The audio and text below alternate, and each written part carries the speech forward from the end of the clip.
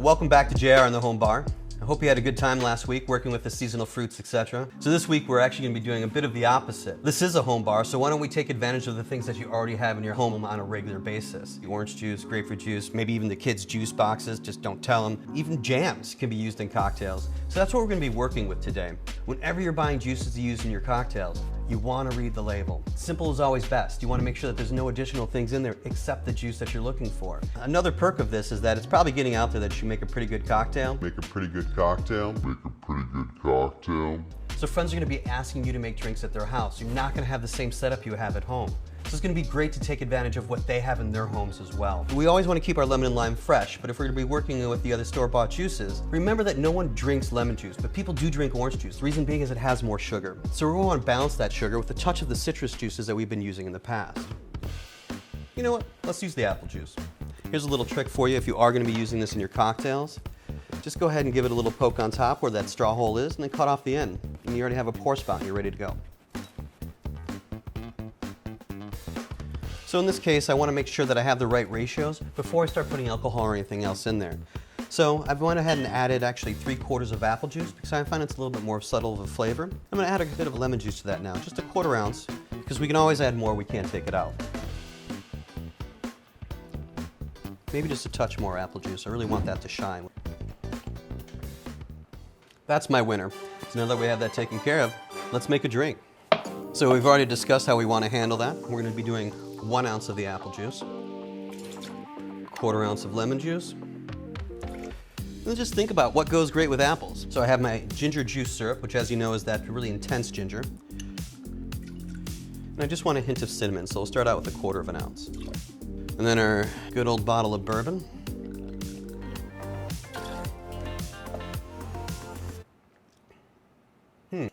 That's a little rich for me. We did 3/4 ounce of the syrup, but keep in mind, the apple juice already has sugar as well. So we're going to be balancing all these things together. And another 1/4 ounce of lemon, just to play it safe.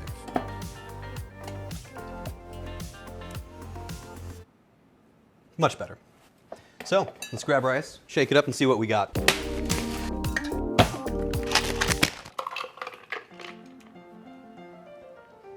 Oh, that's nice. So we have our winning recipe here. Keep in mind the modifications that we made. We went up to 1.5 ounces of apple juice, 1/2 ounce of lemon juice, and then 1/2 ounce of ginger syrup, 1/4 ounce of cinnamon syrup, and 2 ounces of bourbon. So we're straying away from the sour, but still making delicious cocktails. Now also, if you wanted to garnish this with, let's say, an apple or something along those lines, that's a great idea. But one tip for you is that apples oxidize pretty quickly and turn brown. So just toss them with a little bit of that lemon juice that you already have, and it'll keep them crisp and pretty, so that way you can use it as a garnish. Now basically we'd be using the same process with any of these juices that we have here. Cinnamon goes great with any citrus fruit, so it's a great place to start having some fun and experimenting. The process stays the same with any of the juices that you're using, no matter what they happen to be. Grapefruit juice, mango juice, whatever. Just keep in mind, there is sugar in all these, you want to keep them balanced, and that's just the way that we're going to do it going forward when you're using multiple juices. While we're on the subject, grapefruit juice and some of the syrups you've already made, like that honey syrup and bourbon, is actually a classic cocktail called the Brown Derby. All right, let's go ahead and move on to preserves. Just like juices, the preserves have sugar in them already. Now they also have acidity. So that's kind of why we lump these all together, and plus they're always in the cabinet. It's not all sugar like it is with the different syrups that we've made ourselves. There's actually a bit of the fruit in there as well. So you're gonna wanna use more of it, but also you're gonna wanna start out by using less lemon so you can find your balance. Remember, we can always add more, we can't take it out. So let's go ahead and get that open.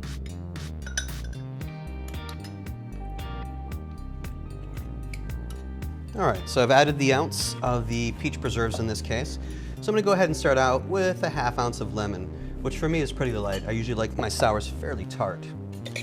And I'm doing this just so I can get an idea of what I need to add and what I need to do, and then I can write that recipe down and continue to use it going forward. But right now we're just finding our bearings with this. I'm gonna say 1/4 ounce more, just to really make it bright.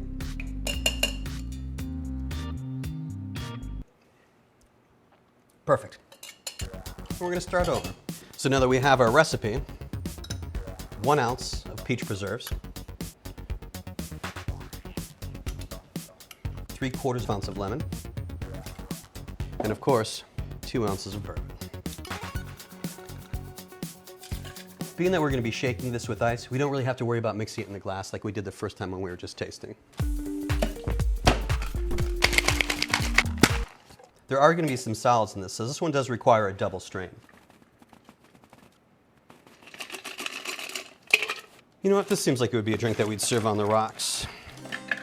The cool thing about serving a drink up is that it's not going to dilute anymore. It's going to stay exactly the way it was. It's just going to get a bit warmer over time. So you usually tend to drink those a little bit quicker. Now, when you put it on the rocks, obviously it's going to stay cold longer. So sometimes you want to rebalance to accommodate the fact that it's also going to be diluting, perhaps a touch stronger, if you have a sipper on your hands. But really, it's just a matter of how you intend to drink it. I feel like I'm being selfish. Did anybody else want to try a cocktail? No worries. So that takes care of what we have for today, although what would be the show without a challenge? So your challenge, now that you've learned how to balance juices, is to make a cocktail with carrot juice. I know it might not be the first thing that you think of when it comes to cocktails, but I'm sure you can do something great with it. Now, I'm going to be posting the cocktail that I come up with on JR in the Bar on Instagram, but I would like you to do the same. Have some fun with it. Now, I'm not going to give away my cocktail now, but I am going to tell you one of the ingredients I'm going to be using is maple syrup in that. Things that you want to know when you do work with maple syrup is one, you want to say 100% maple syrup. Otherwise, well, it's probably just sugar. Other thing that you want to keep in mind is that maple syrup is sweeter than the syrups that you've already been using in the past, so you want to use less of it. All right, so you have your challenge for next week. We just need our list. We're going to need eggs, garbanzo beans, pineapple juice, and of course, more lemons, and sugar if you should need it. Thanks. I'll see you all next week.